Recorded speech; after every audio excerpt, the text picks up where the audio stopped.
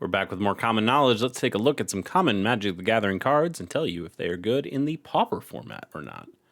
Our first card of the day is Rush of Adrenaline. Single red mana for an instant. Target creature gets +2/+1 and gains trample until end of turn. Perfectly fine card. Great, solid combat trick in red. This is, this is pretty cheap and efficient. Even if you're only splashing red for stuff, I think this is a pretty nice combat trick, all things considered. Getting trample on a creature is nice. Being able to buff up both its power and its toughness, so maybe you even stop the trade from happening and you just crush the creature and trample over with the trample there. I think Rush of Adrenaline is a totally fine card. Is there a better? Oh, it's been the same art this whole time. I thought it had different art. Guess I was wrong. Anyway, I'll give this a 3.1. 3.1 is fair. Relic Crush is 4 and a green for an instant. Destroy target artifact or enchantment, and up to one other target artifact or enchantment. Okay. You get 2 naturalize for the cost of 2.5 naturalize. I suppose it is card efficient, if anything, but I would rather just have the naturalize. I'd rather have the card available to me sooner and take out the real threat that I need. How often do you see that there are 2 artifacts or enchantments? Or I suppose there could be an artifact and an enchantment, and both of those are scary. I think most of the time you're fine paying less to just take out the scariest one. I think that's the case. I mean, there are certainly cards in Pauper that take out a couple things and you're happy about it. Dust to Dust is a fantastic Pauper sideboard card. It's in white, but that costs 3 to exile 2 artifacts. That's different. That is different. Although, imagine if you're playing against an affinity deck and they're playing, you can't destroy the bridges, but you could destroy their Vault of Whispers, their Great Furnace, Ancient Den, stuff like that. Like being able to take out 2 lands could be devastating to an opponent. You still have to get to 5 mana to do it, though. That's possible in green for sure, but I think you'd rather just go with cheaper alternatives to this. And so for that, let's go ahead and give it a 2.6. Still does good stuff. Still can put in some work, but it does cost a little too much to do that work. Roar of the Crowd is 3 and a red for a sorcery. Choose a creature type. Roar of the Crowd deals damage to any target equal to the number of permanents you control of the chosen type. From Morningtide, I feel like we've gotten a lot of Lorwyn block cards somewhat recently. We got a lot yesterday, for sure.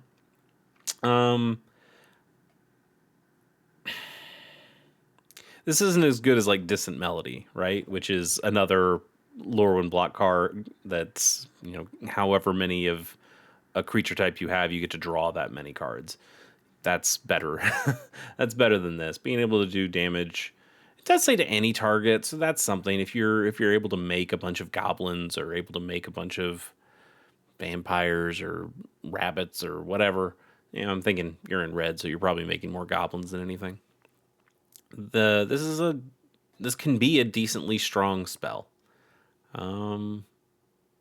But I think if you're in like a burn deck, I think you just want cheaper cards than this. You really do want to just keep playing smaller spells because you probably have like a Gutter Snipe out, and Gutter Snipe cares about the amount of spells that you're playing, not the size of any one of those spells. And I think that's generally a more efficient way to go if you're trying to burn out an opponent. I like the art on this one though, so that gives it a little bit of credit. Let's give it a 2.2. What do we got next? Next is Desert Nomads for 2 and a red. It's a 2/2 human nomad with Desert Walk, and you prevent all damage that would be dealt to this creature by deserts. From Arabian Nights, do you want a 3 mana 2/2 with a couple of abilities that don't really have any relevance in Pauper, and not zero relevance, but not a whole lot of relevance. And do you want to pay $5.65 for this? Only available only printed in Arabian Nights. No, generally you will not want to play this card. What deserts do people play in Pauper these days? You have the dual deserts from Outlaws of Thunder Junction that ping.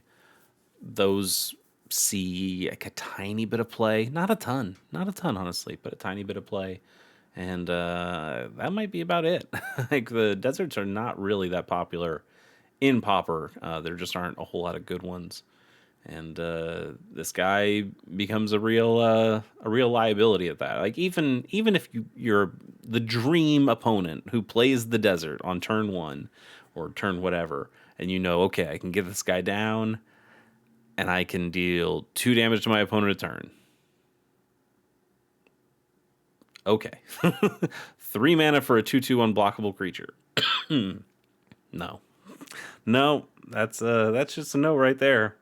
I think this, unfortunately, because I do like the art, I do like a cool Arabian Nights card from back in the day, but this is a 1. This is a bad rate for a bad creature with bad abilities. It's a 1. Let's hopefully we can get something better than that. It's Shriek of Dread, not Shriek of the Dead. Shriek of Dread for 1 and a black for an instant. Target creature gains fear until end of turn. So we did look at fear a little while ago. Well, we looked at a card that gave Intimidate, and that was an aura. And then we looked at Fear, the card that gave Fear the ability to a creature. That was also an aura, and that was black. Shriek of Dread, having this be at instant speed, is interesting in that it can get around some of the problems that an aura could. But you're still generally paying double the mana that you have to for an effect that you'd only get for 1 turn. I don't think there are enough really strong creature. There's certainly big creatures that you can play. You know, you can play a giant Nyxborn Hydra and then give it fear and it swings in forever. You can make a giant Writhing Chrysalis. You can make the Talarian Terror is already pretty big. Ulamog's Crusher's an 8/8. Maelstrom Colossus is a big card. Like, there's lots of big creatures in Pauper. It's not like it's a format full of just the tiniest little guys, but a lot of the decks are the tiniest little guys, and I don't think giving one of them fear is all that big of a deal. Fear is also, not that it's been powered out exactly, but there are a lot of artifact creatures these days. Black is very popular in the format as well, so there's lots of black creatures. I don't think denying white, blue, red, and green, and colorless non-artifact creatures, I suppose, like your Eldrazi, I don't think that really does enough to justify putting something like this in your deck, even as a sideboard piece. Yeah, I don't think it's worth it. I'll give this a 1.6, I suppose. And let's keep on moving to Boros Fury Shield. It's 2 and a white for an instant. Prevent all combat damage that would be dealt by target attacking or blocking creature this turn. And if red was spent to cast the spell, Boros Fury Shield deals damage to that creature's controller equal to the creature's power. So an interesting little single fog effect. Costs a lot, but the idea if they swing in with a giant creature, you prevent all the damage and you kind of smack them back instead. It's interesting. And also it doesn't target the creature. So that's also useful as well. Like if you're going against a no, it is target. Sorry, it's target attacking or blocking creature. What am I talking about? I was thinking like, oh, that could get around like a Talarian Terror, but no, it absolutely could not. Yeah, this is just pretty bad.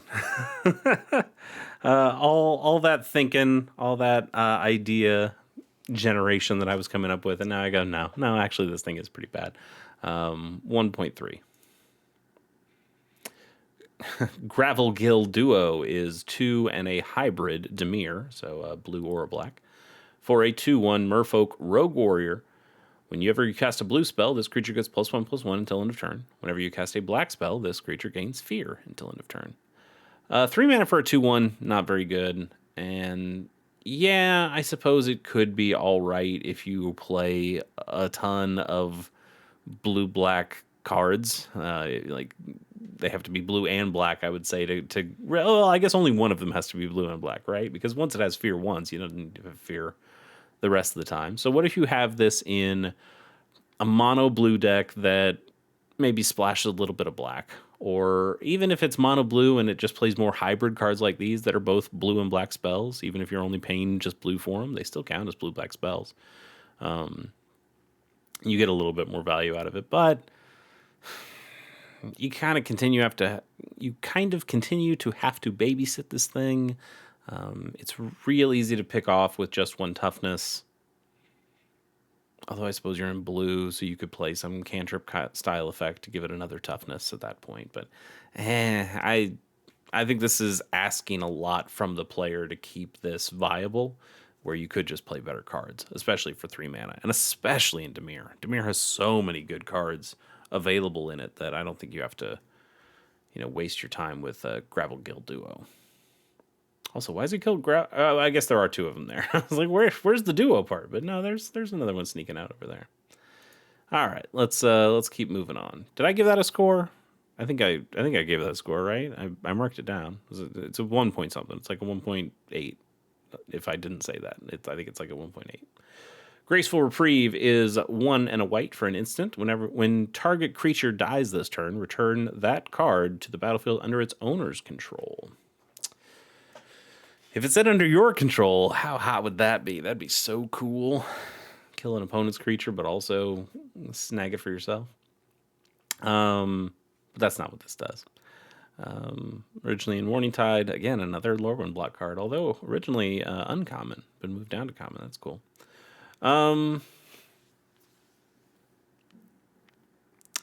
There's a lot of black cards that kind of do this, right? That when this creature dies, you just bring it back from your graveyard. A lot of those will bring it back tapped. So this is a little bit better in that instance. This is I think most of the time you'd prefer just to play like a Lauren's Escape or something like that that just gives the creature hexproof and indestructible. Like avoid the creature dying in the first place. Although there are reasons, if a creature has an ETB style effect or a dies trigger, I suppose being able to get those triggers while still preserving the creature. In fact, now I'm thinking about this for a for a commander deck I've got that has a lot of ETB stuff. As a protection spell that. Do I have something that gives something? I think I might. You know what? I'm gonna write this one down just for me, over here. Graceful Reprieve, huh? Graceful Reprieve. Interesting. Yeah, this might go in that Elish Norn Mother of Machines deck that I've got. But in terms of Pauper, I probably wouldn't play it. I think this is closer to like a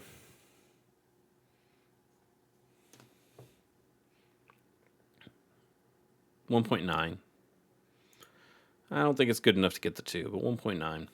Sanguine Indulgence is 3 and a black for a sorcery. This spell costs 3 less to cast if you've gained 3 or more life this turn. Return up to 2 target creature cards from your graveyard to your hand. Kind of interesting. Being able to play this for 1 is nice. That's a double Raise Dead right there for the cost of a Raise Dead. I like that. Gaining 3 life is not the hardest thing to do. Food token does that for you instantly. There's a lot of food synergies with black cards for sure. Like you can get into your Cauldron Familiar style decks that care a lot about food and bringing that thing back, and now maybe you get other pieces back too. I don't think it really gets played there, but it could. And it could work in some other decks as well. I think this was interesting tech, if anything, but maybe not incredible. And that's probably why it just doesn't get played. I think you At this, you'd rather play like Blood Fountain, right? You just mostly are going to want to play the spell that you can play on turn one. Gets you a blood token. If you're in Affinity, you get the artifact synergies of having Blood Fountain and the blood token as two artifacts that count there. With your Vault of Whispers out, that could be three. You're playing your Refurbished Familiar on turn two for only a single mana. That's pretty sweet. And then Blood Fountain is able to sacrifice itself to bring two cards back from the graveyard to your hand, and those could be two more Refurbished Familiars. Like I think you just get more out of that card than you get with this. So even though it's cute, we have tech that's a little bit better than this. Let's give it a still pretty respectable like 2.5, and move on to what I believe is our last card of the day, last official card of the day. And that is War Flare for 2 and Boros, so 2 and red-white. It's an instant that says creatures you control get +2/+1 until end of turn, and you untap those creatures. Like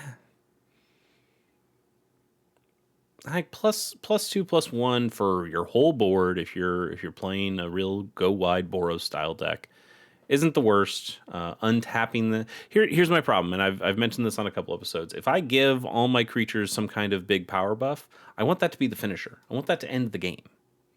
So I don't care about untapping my own creatures, because that means I want them on block or something, and I don't want there to be another turn. I don't want to have to be put in a position where I block the next turn. I would rather just kill you now. So I don't like these kinds of effects. I understand where they could be useful, but generally I want to hold that back until I'm ready to strike, have the biggest board possible, go in, murder the opponent, and then I don't have to care about untapping my creatures. And I think you get those style effects out of just red cards. You don't even have to worry about the white. You don't have to worry about going into a second color. And so I end up not really caring about a card like War Flare. I will give it a 1.8, and I'm not even sure I would say it deserves that, but I feel like it probably does enough to earn that. I just personally would not feel good about it. Let's give a bonus card. Okay, let's give a second bonus card after we talk about Bonebreaker Giant. 4 and a red for a 4/4 giant. That's not very good. It's one better than a hill giant for 1 mana more.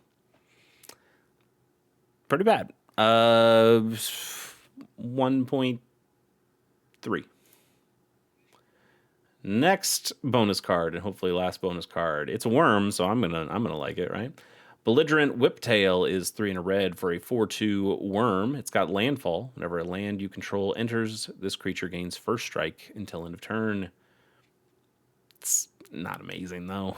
I do like worms, but not particularly this one. Giving it first strike is nice. You get to swing in, but at this point, if you got 4 mana to be able to cast this, and you're in red, you're probably already starting to run out of cards in your hand. How many more land drops are you going to get to play? How many more do you need to play if you're in red?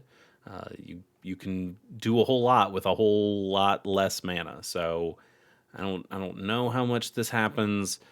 This is a landfall ability that doesn't work nicely when it double triggers. So putting down a fetch land or something doesn't gain you anything extra out of this card.